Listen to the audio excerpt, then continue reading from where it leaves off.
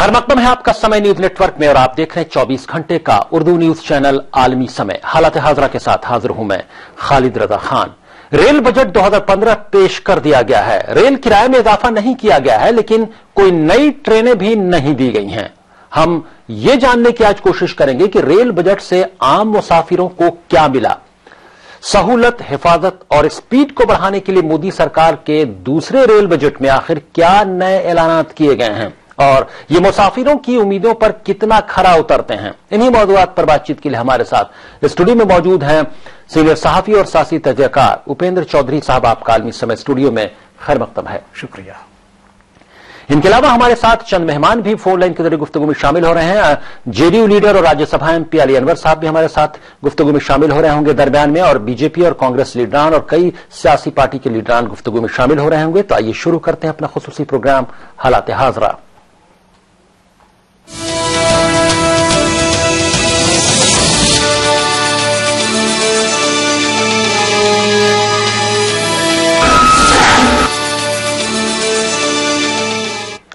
Railway के वजीर सुरेश प्रभु ने पार्लियामेंट में रेल बजट पेश कर दिया। रेल किराए में कोई इजाफा नहीं किया गया है और न ही कोई नई रेलगाड़ी चलाने का ऐलान किया गया है। बजट पेश करते हुए रेलवे के वजीर ने बताया कि सरकार के 4 हदफ हैं, जिसमें मुसाफिर खिदमात, सफाई, सिक्योरिटी और बुनियादी ढांचे की तजदीदकारी शामिल है। सुरेश प्रभु ने बताया कि आइंदा 5 बरस में हुकूमत रेलवे में 8.52 लाख करोड़ रुपए की सरमाएकारी का हदफ लेकर चल रही है। उन्होंने बताया कि सफाई के लिए रेलवे में नया महकमा कायम होगा। 17,000 नए बायो टॉयलेट्स बनाए जाएंगे। रेलवे के लिए नई लॉन्ड्री सर्विस चलाने का भी एहतमाम किया जाएगा। सुरेश प्रभु ने कुछ स्टेशनों पर वाईफाई मुहैया कराने की भी बात कही। खवातीन के तहफ्फुज के लिए कुछ खास ट्रेनों में सर्विलेंस कैमरे नस्ब किए जाने का ऐलान भी किया गया। मुसाफिरों के लिए हेल्पलाइन टोल फ्री नंबर 138 और खवातीन की सिक्योरिटी की शिकायत के लिए हेल्पलाइन नंबर 182 का ऐलान किया गया है। टिकट बुकिंग के दौरान खाने के ऑर्डर की भी सहूलत फराहम करने का बंदोबस्त किया गया है।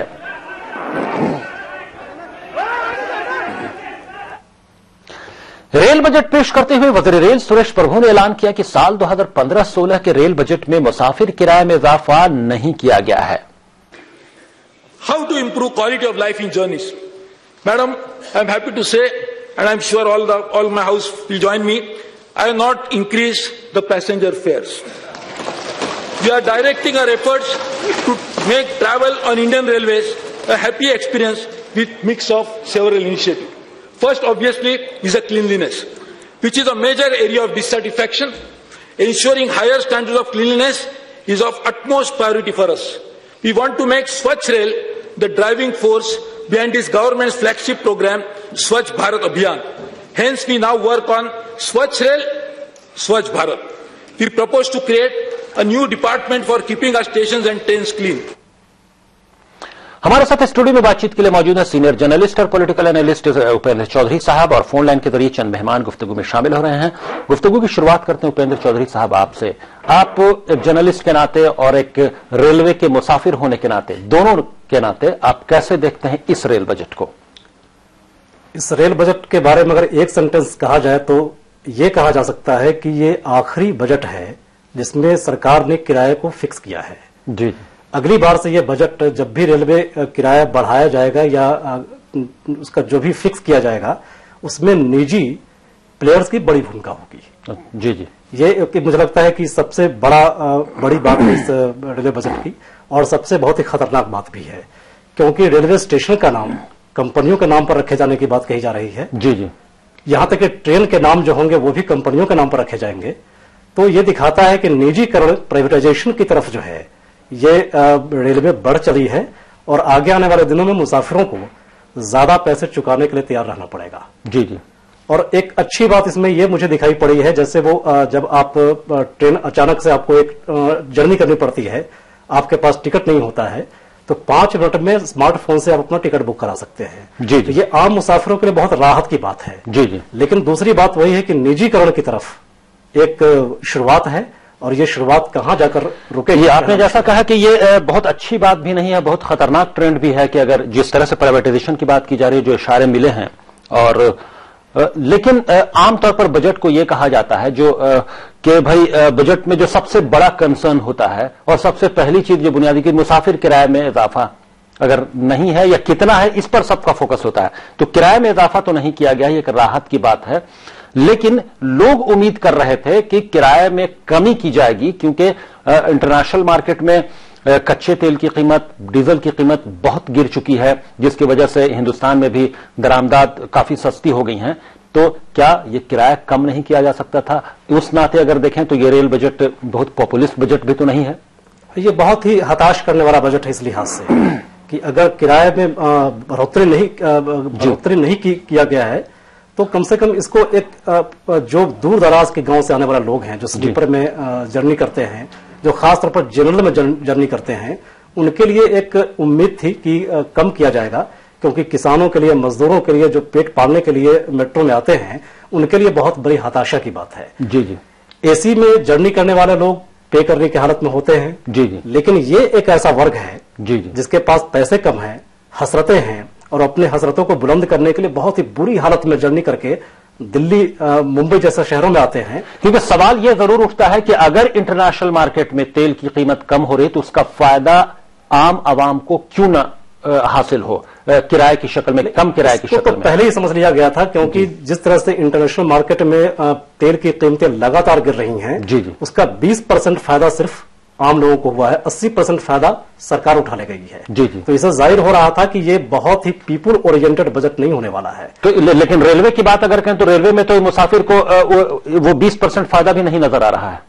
अब वो नहीं मिलेगा जी, क्योंकि रेलवे को आम लोग जो देखते हैं वो तेल के लिहाज से नहीं देखते हैं। जी जी। तो इस हालत से एक लाभ उठाने की जो बात होती है, एक मुनाफा उठाने की बात होती है, वो सरकार बहुत अच्छी तरह जानती है कि कहां कैसे किस तरह ट्विस्ट करना है। जैसे आप देखेंगे कि पूरे बजट में आम लोगों के दिमाग में यह बात कभी नहीं आई है कि इसका प्राइवेटाइजेशन होने जा रहा है और अगला किराया जो है प्राइवेट प्लेयर ही तय करेंगे, सरकार नहीं तय करेगी। जी जी। लोग मान रहे हैं, एक्सपर्ट मान रहे हैं कि ये आखिरी बजट है जिसमें सरकार ने किराए को तय किया है। जी।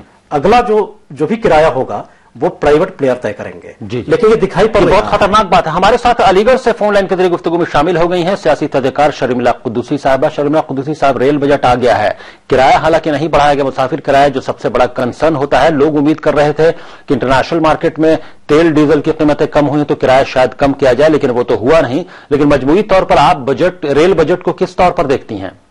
देखिए, रेल बजट तो कुछ भी नहीं है। रेल बजट में सिर्फ उन्होंने ये कह दिया है कि हमने किराया नहीं बढ़ाया, ये कह दिया कि किराया नहीं बढ़ाया तो बहुत बड़ी बात कर दी। इस वक्त तो उनको किराया घटाना चाहिए था अगर ईमानदारी से। लेकिन बहुत सारी सहूलियात की बात कही गई है। अब जो मुसाफिर को सहूलियात दी जाती हैं, सफाई की बात की गई है, वाईफाई देने की बात की गई है और टोल फ्री इंक्वायरी की बात कही गई है, तो ये सब भी तो कहीं ना कहीं से सहूलियात हैं। नहीं, देखिए, ये सहूलियात तो पहले भी थी। ये सहूलियात कोई नई सहूलियात तो उन्होंने दी नहीं है, ये पहले भी थी। जी। सारे जितने भी है, मतलब सिर्फ एक अगर आप वाईफाई को कह दें कि वाईफाई मिलेगा तो वाईफाई भी मतलब सिर्फ है, वरना तो और कोई नई सहूलियत तो उन्होंने दी नहीं है। सफाई कोई, अब देखिए, अगर हो जाए तो बहुत बड़ी बात है, वरना तो कोई उम्मीद नहीं है। जी। कोई भी नई बात इस बजट में हम लोग को नहीं दिखाई। एक भी, शायद पहली मर्तबा ऐसा हुआ कि किसी बजट में एक भी नई रेल का इजाफा नहीं किया गया, नए रेलगाड़ी का ऐलान नहीं किया गया है। इसको किस तौर पर देखती हैं आप? देखिए, ऐसा है कि रेल का इन्होंने वो जो पूरा ब्लैंक छोड़ दिया है वो इस हिसाब से, क्योंकि देखिए इलेक्शन का टाइम है, ये इस हिसाब से करेंगे कि जहां जहां पे इनको लग रहा है कि इलेक्शन होने वाला है वहां के लिए ये नई नई ट्रेन जो है वो चलाएंगे। सीधी सी बात है, इसको आप चुनाव। ये आपके पास आते हैं शर्मिला कुद्दूसी साहब। हमारे साथ अली अनवर साहब, राज्यसभा एमपी और जेडीयू लीडर, जुड़ गए हैं फोन लाइन के जरिए। अली अनवर साहब, रेल बजट पेश हो गया है, रेल बजट को आप किस तौर पर, मजमूई तौर पर किस जाविये से देखना चाहेंगे? देखिए, इसको मैं हवाबाजी मानता हूं जी, और इसमें हवाबाजी करने में तो ये लोग माहिर हैं। जी जी। आप बताइए, जवानी जमा खर्च से स्पीड बढ़ जाएगा, कैसे स्पीड बढ़ जाएगा? जी हाँ, हमें याद रखना चाहिए कि हाई स्पीड ट्रेन का जब ट्रायल हुआ था दिल्ली से आगरा तक, तो वो उस पैमाने को पूरा नहीं कर पाया था। हमारा ट्रैक कहाँ है? जी, ट्रायल सक्सेसफुल नहीं हुआ। हाँ, नहीं है जी। तो कैसे मैंने ये करेंगे? जवानी जमा खर्च से नहीं ना होगा। इंफ्रास्ट्रक्चर इनके पास क्या है? जी जी। हाँ, और सबसे बड़ी बात है कि ये इसका जो है वो अपर मिडिल क्लास के लिए सारी योजना है। जी जी। हाई फाई है, हाई फाई। जी जी। हाँ, लेकिन अली अनवर साहब, ये शायद पहली मर्तबा है जहां तक हम लोगों को याद है कि एक ऐसा रेल बजट है जिसमें किसी भी एक भी नई रेलगाड़ी का ऐलान नहीं किया गया है किसी भी रूप में। कर देंगे, मैंने कुछ करेंगे, इनका तो सब कुछ हिडन एजेंडा टाइप का होता है ना जी। बाद में करेंगे कब? लास्ट में बाद में कर देंगे और करके निकल जाएंगे। जब आज जो दिन है आज का उसमें नहीं तो बाद में कर। लेकिन मुसाफिर किराए में कोई भी इजाफा नहीं किया गया, बढ़ोतरी नहीं की गई। इसे किराए में इजाफा नहीं करके मेहरबानी क्या की है, उसमें घटाना ना चाहिए। तेल का दाम, डीजल का दाम आधा से कम हो गया जी, तो घटाना चाहिए। ये तो माल भाड़ा में बढ़ा दिया है, ढुलाई में, तो वो तो बात तो घुमा फिरा करके उसी पर हुई, सब चीज पर ही जाएगा। जी, यानी माल भाड़े में जो इजाफा किया गया है उसका असर मार्केट पर पड़ेगा, महंगाई पर पड़ेगा। जो दाम घटता है उसका असर नहीं पड़ता है, दाम बढ़ता है तो उसका असर पड़ जाएगा। यही तो सिस्टमजरिटी है इस सिस्टम की। जी जी जी। तो कुल मिलाकर आप बजट से इत्तेफाक नहीं करते हैं किसी भी नुक्ते से बजट के? नहीं, मैंने इसमें हवाबाजी की गई है सिर्फ। और कहा ये जमीन पर कैसे उतारेंगे, कोई ये नहीं है। पैसा मांग रहे हैं, अब एमपी लाइट का पैसा मांग रहे हैं। आपने देखा होगा फुटेज और बजट जब पढ़ा जा रहा था, देखा होगा कि तमाम एमपी ने, उसमें बीजेपी के भी एमपी थे, नो नो नो कर दिया, सब लोगों ने नो नो कर दिया। तो कहाँ से भाई पैसा लाएंगे? हाँ, एक चीज है पैसा लाने का, ये जो जमीन है रेलवे की, बहुत सबसे बड़ा लैंडलॉर्ड रेल ही है। रेल और डिफेंस के बाद सबसे ज्यादा जमीन है। उसको कुछ बेचने उचने का जो पीपीपी मोड है, जो पूंजीपति लोग पैसा लगाता है तो इनका जमीन लेगा, वही जमीन बेचेंगे और क्या करेंगे। लेकिन कहीं अगली बार से ये भी इशारे मिले हैं कि पब्लिक प्राइवेट पार्टनरशिप के तहत रेलवे को चलाया जाएगा, जिसमें प्राइवेट प्लेयर बहुत बड़ा रोल अदा करेंगे। ये बहुत अच्छी बात लगती है क्या आपको? 100% एफडीआई के पक्ष में ये लोग हैं जी। तो अब जितना गुंजाइश धीरे धीरे बन रहा है ये कर रहे हैं। जी तो इसको रखिए, हम फंक्शन में है जी जी। जी बहुत बहुत शुक्रिया अली अनवर साहब, फोन लाइन के जरिए जानकारी देने के लिए, अपनी राय रखने के लिए बहुत बहुत शुक्रिया।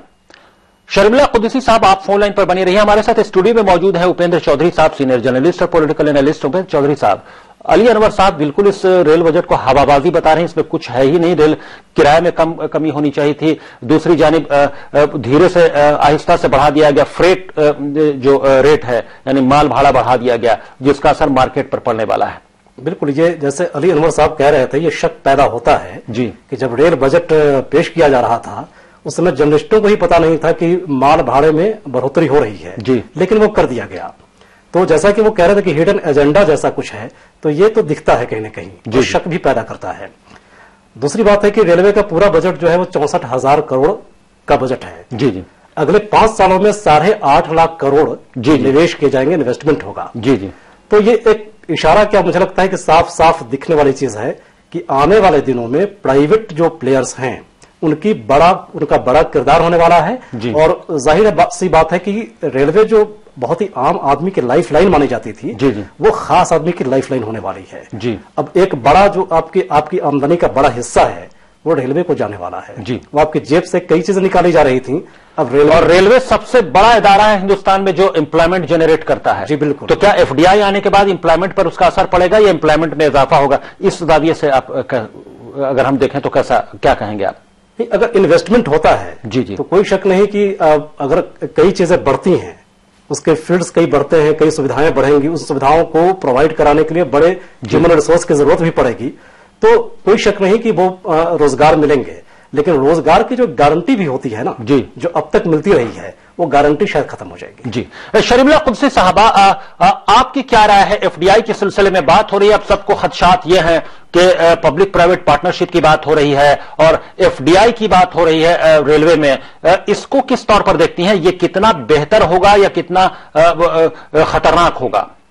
देखिए, ये तो हमारे हिसाब से तो बहुत खतरनाक बात हो रही है, क्योंकि जिस तरीके से पूंजीपतियों के हाथ में पूरा देश चला जा रहा है, बाहर की कंपनीज आ रही हैं, उनके हाथ में पूरा प्रॉफिट जा रहा है। तो आप ये देखिए ना, ये ईस्ट इंडिया कंपनी भी तो ऐसे ही आई थी ना बिजनेस करने के लिए। यहाँ के लोग मेहनत करते हैं, यहाँ के लोगों की जेब से पैसा निकलता है, सारा प्रॉफिट बाहर चला जाता है। हिंदुस्तान में कहाँ लगा रहे हैं वो? हिंदुस्तान में कितना रेशियो लगा रहे हैं, कितना लगा रहे हैं यहाँ की जो जनता है, आम जनता के लोग क्या? लेकिन शर्मिला कुद्सी साहब, बहुत सारी हिंदुस्तानी और देसी कंपनियां हैं बड़ी जो इंटरेस्टेड हैं रेलवे में सरमायाकारी करने में और पार्टनरशिप में। उसमें देखिए, आप ये भी तो सोचिए कि जितनी भी कंपनीज है वो उसमें किसको फायदा मिल रहा है? उनको फायदा मिल रहा है, वो तो पहले से ही वेल ऑफ है। आप किसी ऐसे लोगों को दीजिए ना, हम ये वाली बात मान रहे चलिए, पब्लिक पार्टनरशिप के लिए हम मानते हैं। पब्लिक पार्टनरशिप अगर हम लोग जो है वो इसमें करते हैं तो पब्लिक का पैसा है, पब्लिक अपनी चीज को अपने तौर पे लगा रही है और वो उसी में वापस आ रहा है पब्लिक के लिए, तो बहुत अच्छी बात है ना? पब्लिक पार्टनरशिप का पैसा पब्लिक की फैसिलिटी के लिए आ जाए, बहुत अच्छी बात है। लेकिन अगर पब्लिक ये जो पूंजीपति अपनी पार्टनरशिप देंगे तो इसका पैसा कहाँ? प्राइवेट पार्टनरशिप का जी नहीं, हम प्राइवेट पार्टनरशिप में दो बातें कह रहे हैं, दो बातें प्राइवेट पार्टनरशिप में। जैसे एक पब्लिक का पैसा है, छोटा आदमी भी जो है वो अपना पैसा लगा सकता है। मान लीजिए उसमें हम हैं, हमने अगर हमारे पास नहीं है लाखों रुपया, हम अपनी जो शेयर है वो हजारों में डाल दें, है ना? लेकिन हम अपना शेयर जब इसमें डालेंगे तो हमें इतनी खुशी होगी कि यानी कुल मिलाकर ये अच्छी बात नहीं है कि एक पूरे जो पब्लिक इदारा था, आवाम का जो इदारा था, जो सरकारी सतह पर चल रहा था, उसमें कहीं ना कहीं से एफडीआई की बात हो और पब्लिक प्राइवेट पार्टनरशिप की बात हो और जो उसका कैरेक्टर हो कहीं ना कहीं से वो मजरू हो रहा हो, ये आम आवाम भी नहीं चाहेगी। मुल्क की वक्त की तंगी है, हालात हादरा में वक्त हो गया एक ब्रेक का। शर्मिला कुद्सी साहब, आपको हम यहां पर शुक्रिया कहेंगे, आपका बहुत बहुत शुक्रिया फोन लाइन के जरिए अलीगढ़ से गुफ्तगू में शामिल होने के लिए। एक्सीडेंट बढ़ेंगे जी, बहुत बहुत शुक्रिया। ब्रेक का वक्त हो गया हालात हादरा में। हमारे साथ उपेंद्र चौधरी साहब स्टूडियो में गुफ्तगू के लिए मौजूद हैं। ब्रेक के बाद हम आएंगे तो इसी गुफ्तगू को आगे बढ़ाएंगे और जानने की कोशिश करेंगे कि दूसरी सियासी पार्टियों के लीडरान का क्या रद्द-ए-अमल है रेल बजट को लेकर, आम लोगों का क्या रद्द-ए-अमल है, और चंद मेहमान भी हमारे साथ फोन लाइन के जरिए गुफ्तगू में शामिल हो रहे होंगे। फौरन हाजिर होते हैं।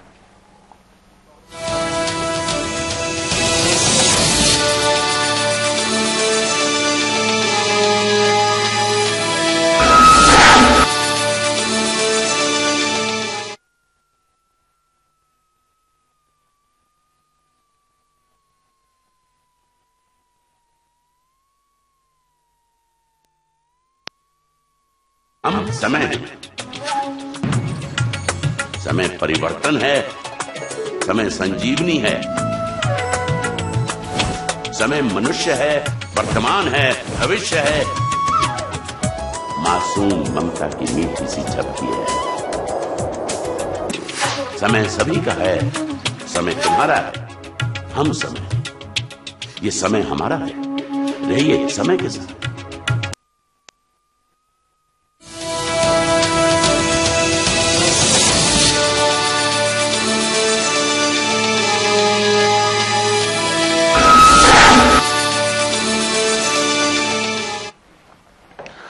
ब्रेक के बाद आलमी समय में आपका फिर खैर मकदम है। आप देख रहे हैं हमारा खुसूसी प्रोग्राम हालात हाज़रा। स्टूडियो में बातचीत के लिए मौजूद हैं सीनियर जर्नलिस्ट और पॉलिटिकल एनालिस्ट उपेंद्र चौधरी साहब, और इस सेगमेंट में फोन लाइन के जरिए गुफ्तगू में शामिल हो रहे हैं मिसबाहुद्दीन, जनरल सेक्रेटरी हैं कौमी एकता दल के, और हमारे साथ माहिर माशियात दिल्ली यूनिवर्सिटी से वाबस्ता प्रोफेसर मुरीन आलम साहब भी गुफ्तगू में शामिल हो रहे हैं फोन लाइन के जरिए। हम बात कर रहे हैं रेल बजट के सिलसिले में। रेल बजट पर मुख्तलिफ सियासी पार्टियों का क्या कहना है, जरा ये भी आपको हम सुनवाते हैं। सही महीने में किराया कम होना चाहिए था, सिर्फ किराया नहीं, उसमें एक थोड़ा सा अंतर है। फ्यूल एडजस्टमेंट कंपोनेंट के बिना पे कह देना चाहिए था कि इतना इतना 2%, 4%, 5%, मेरे हिसाब से 20%, शायद 20 से कम रहता। बजट में क्या होता है, आंकड़े आते हैं। अब आंकड़े तो कोई दिखाई नहीं दिए ना, आंकड़े नहीं दिखाई दिए मतलब कुछ आप छिपा रहे हैं। तो आंकड़ों के बिना बजट नहीं होती है। ये अच्छा लेक्चर था और वायदे बहुत है, सपने बहुत है, पर नो उल्लू बनाएंगे। ट्रेन की घोषणा तो करना चाहिए था, और पैसे उनके पास कितने हैं, कितने कम गिरते हैं, क्योंकि जो भी उन्होंने बोला उधमपुर कतरा, ये तो हमारी गवर्नमेंट की है और चल रहा है। और उन्होंने ये कहा कि आसाम से लेकर अरुणाचल तक, वो भी हमने ही किया, वो सरकारी पैसे में। तो ये सारी चीजें हैं जो पहले हो गई सो है। पूर्व की तरह इस बार भी रेलवे मंत्री ने बहुत नई नई घोषणाएं की हैं, लेकिन जो पिछले साल घोषणाएं की थी उसके बारे में उन्होंने ये नहीं बताया कि उन घोषणाओं को उन्होंने कितना लागू किया है। स्टूडियो में मौजूद है सीनियर जर्नलिस्ट और पॉलिटिकल एनालिस्ट उपेंद्र चौधरी साहब और फोन लाइन के जरिए चंद मेहमान गुफ्तगू में शामिल हो रहे हैं। उपेंद्र चौधरी साहब, जितनी भी अपोजिशन के में बैठने वाली सियासी पार्टियां हैं वो तमाम, एक रवायत भी रही है कि वो तमाम जो बजट पेश होता है ट्रेजरी बेंच की जानिब से उसकी मुखालफत करती हैं। जो उनकी मुखालफत में कितना दम पा रहे हैं आप? ज्यादातर ये लोग कह रहे हैं कि किराए में कमी आनी चाहिए। जी जी। और जो इंटरनेशनल मार्केट में तेल की जो हालत है उससे वो मुझे लगता है कि बड़ा लॉजिकल है, ये डिमांड बहुत ही लॉजिकल है। और आम लोगों को भी कहीं ना कहीं ये लगता था कि उस वजह से किराए में कमी हो सकती है। ऐसा नहीं कि बहुत बड़ी कमी होगी, लेकिन एक सिंबॉलिक भी दिखना चाहिए था। सरकार ने ये दिखाया नहीं है, तो कहीं ना कहीं ये प्रो पीपुल जो एक इमेज होती है सरकार की, उस पर थोड़ी सी इस रेल बजट से ठेस पहुंची है। जी जी। और जहां तक बात है कि वो अभी जो हम लगातार देख रहे हैं कि एक ट्रांसफॉर्म करने की बात चल रही है। जी जी। कि रेलवे को ट्रांसफॉर्म किया जाए। एक नुक्ताचीनी का जो पहलू ये आ रहा है कि आपने कुछ नई ट्रेनों की शुरुआत नहीं की है, नई कुछ अनाउंसमेंट आपने नहीं किया है। जी जी। तो पंडित जवाहरलाल नेहरू के जमाने से एक बात यह देखी गई थी कि जितने भी अनाउंसमेंट होते हैं कुछ नई शुरुआत करने की, उसमें से ज्यादातर शुरू हो नहीं पाते हैं। जी जी। आप देखे होंगे कि नीतीश कुमार के जमाने में भी कुछ बातों की शुरुआत हुई थी, लंबे समय बाद जाकर के या तो अधूरी रही या उस पर काम ही नहीं शुरू किया गया। जी जी। तो ये कोई नई चीज नहीं है। इस लिहाज से हम समझते हैं कि सरकार की नुक्ताचीनी नहीं हो सकती है अगर उस पूरे ट्रेडिशन को देखा जाए तो। नुक्ताचीनी अली अनवर साहब जो बात बोल रहे थे कि ये बजट जो है सिर्फ ऐलानात का बजट है, इसमें सिर्फ ऐलानात किए गए हैं, कोई अमली चीज नजर नहीं आ रही कि उसको अमल कैसे किया जाएगा, ये बात नहीं की, तो क्या उससे इसका आप इत्तेफाक करते हैं? नहीं, ये करीब करीब हर बजट में रहा है। जैसा कि मैंने कहा कि पंडित नेहरू के जमाने से ही हर बजट में ये चीज देखी गई कि जो अनाउंसमेंट किया गया। क्योंकि ये सवाल तो उठता है उपेंद्र चौधरी साहब के हाई स्पीड ट्रेन की बात हो रही है, दिल्ली से आगरा ट्रायल हुआ हाई स्पीड ट्रेन का, तो लेकिन वो हमारे साथ, हम आपके पास आते हैं उपेंद्र चौधरी साहब, हमारे साथ दिल्ली यूनिवर्सिटी से वाबस्ता माहिर माशियात प्रोफेसर मुनीर आलम साहब गुफ्तगू में शामिल हो गए हैं। प्रोफेसर मुनीर आलम साहब, आपका खैर मकदम है। आप रेल बजट को किस तौर पर देखते हैं, मजमूई तौर पर कैसा है रेल बजट? देखिए, बज़ाहिर तो ऐसे लगता है कि ये बड़ा बाई पार्टीजन टाइप का बजट है और इसके अंदर रेलवे मिनिस्टर ने अपनी तरफ से पूरी कोशिश की है कि जितनी ज्यादा फैसिलिटी हो सके, जिस तरह से रिसोर्सेज को जनरेट किया जा सके। दूसरी जो अच्छी बात है वो ये है कि इस बजट के अंदर कुछ उन्होंने ये नहीं किया कि जैसा कि इससे पहले रेलवे मिनिस्टर करते रहे हैं कि भाई हम अपने स्टेट को ज्यादा से ज्यादा फैसिलिटी देंगे, या जो हमारी अपनी अलायंस पार्टनर है, तो इस तरह की चीज नहीं हुई है जी। लेकिन मेरी समझ से तीन बड़ी मेजर प्रॉब्लम हमें दिख रही है जो कि इस बजट के साथ है, जिनको किस तरह से रेलवे मिनिस्टर एड्रेस करेंगे ये नहीं समझ में आ रहा। जिसमें से एक बहुत बड़ी चीज ये है कि जो ह्यूमन रिसोर्सेज की जिस तरह के स्किल की जरूरत है, जो कुछ वो चाह रहे हैं, उन्होंने कहा है कि कुछ बीएचयू में एक चेयर प्रोफेसरशिप कायम करेंगे या कोई यूनिवर्सिटी कायम करेंगे। ये यूनिवर्सिटी कायम करना कोई एक दो दिन की बात नहीं होती है, बल्कि इसमें 10 साल लगते हैं, जबकि फैकल्टी आती है, काम शुरू होता है, उस तरह की स्किल डेवलप होते हैं जी। तो मैं ये समझता हूं कि जो स्किल का इशू है वो इमीडिएटली रिजॉल्व करना वो बहुत मुश्किल है जी। एक मेरी समझ से एक तरह की बात ये।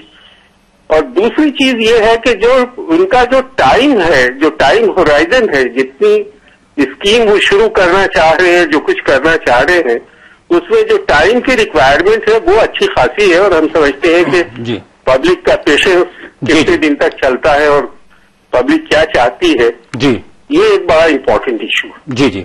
और तीसरा इसी के साथ एक मेजर इशू ये है कि किस तरह से वो इफिशिएंसी अपने प्रोजेक्ट के मैनेजमेंट में लाएंगे, ये चीज देखने की है। लेकिन जो प्रपोजल है उनके वो इंटरेस्टिंग है जितना मैंने देखा। जी, लेकिन जो तमाम सियासी लीडरान है अपोजिशन के और आम लोगों के में भी ज्यादातर लोगों ने ये उम्मीद जाहिर की, ये उम्मीद रखी हुई थी कि रेल किराए में कमी होगी। इंटरनेशनल मार्केट में तेल की कीमत और डीजल की कीमत उस वजह से कम हुई है, लेकिन उसका फायदा आवाम को मिलता, आम मुसाफिरों को मिलता नजर नहीं आ रहा है।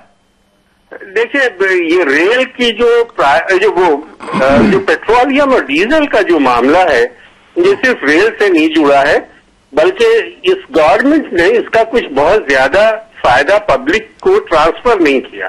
सो ये चीज जो है बहुत शुरू से आ रही है, इसका पब्लिक को कोई फायदा नहीं हुआ, जबकि दूसरे कई मुल्कों में ये जिस तरह से कीमतें गिरी हैं क्रूड की और ऑयल की, उसका फायदा पब्लिक को पहुंचा है। सो वो बिल्कुल एक अलग इशू है और उसको हो सकता है कि जनरल बजट में किसी तरह से एड्रेस किया जाए। एक बात तो ये। दूसरी चीज ये है कि जो रेलवे मिनिस्टर ने जिस तरह के इनिशिएटिव्स और जिन प्रोग्राम्स का ऐलान किया है, वो बेसिकली उसकी वजह यही है कि ये रेवेन्यू जनरेट कर रहे हैं जो डीजल की प्राइस जिस तरह से। लेकिन आमतौर पर यह देखा गया कि बजट में जितना ऐलान होता है प्रोफेसर मुनीर आलम साहब, उतना उसको इम्प्लीमेंट, उसको एग्जीक्यूट नहीं किया हो पाता है आमतौर पर।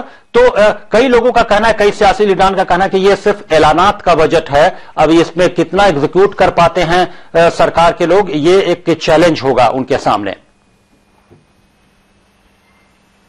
प्रोफेसर मुनीर आलम साहब, बहुत बहुत शुक्रिया आपका फोन लाइन के जरिए बातचीत में शामिल होने के लिए। उपेंद्र चौधरी साहब स्टूडियो में गुफ्तगू के लिए मौजूद है। इस बीच हमारे साथ कौमी एकता दल के जनरल सेक्रेटरी मिसबाहुद्दीन साहब फोन लाइन के जरिए गुफ्तगू में शामिल होंगे। मिसबाहुद्दीन साहब, आप कैसे देखते हैं रेल बजट को मजमूई तौर पर?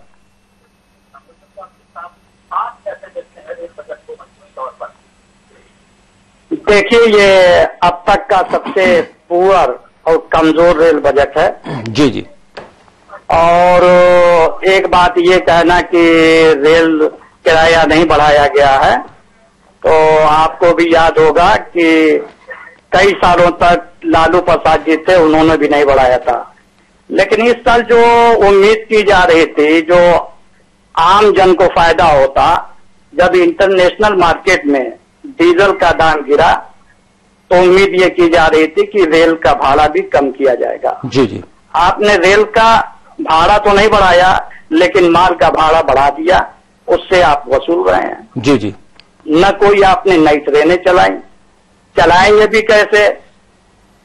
पिछले साल आपने नई ट्रेनों की, लेकिन मिसबाहुद्दीन साहब, जितने ऐलानात किए गए हैं वो बहुत कहीं ना कहीं से काफी पॉपुलिस्ट भी लगते हैं और काफी अट्रैक्टिव भी लगते हैं कि तमाम तरह की सहूलियात दी जाएंगी, चाहे वो सफाई हो, वाईफाई हो, तमाम तरह की जो सहूलियात की बात की गई है वो काफी।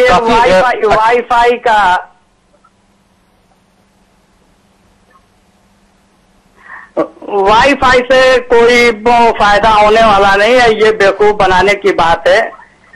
और मोदी जी जैसा कि कहते हैं कि हम तो इस तरफ ले चलेंगे, लेकिन इसका कोई आम लोगों को मिलने वाला नहीं है। जी, यानी मजमूई तौर पर आप इससे इत्तेफाक नहीं करते हैं बजट को? आप मानते हैं कि बजट कहीं ना कहीं से लोगों के, आम आवाम के हक में नहीं है। चूंकि वक्त की तंगी, हम गुफ्तगू को आगे नहीं बढ़ा पा रहे हैं। बहुत बहुत शुक्रिया मिसबाहुद्दीन साहब फोन लाइन के जरिए बातचीत में शामिल होने के लिए।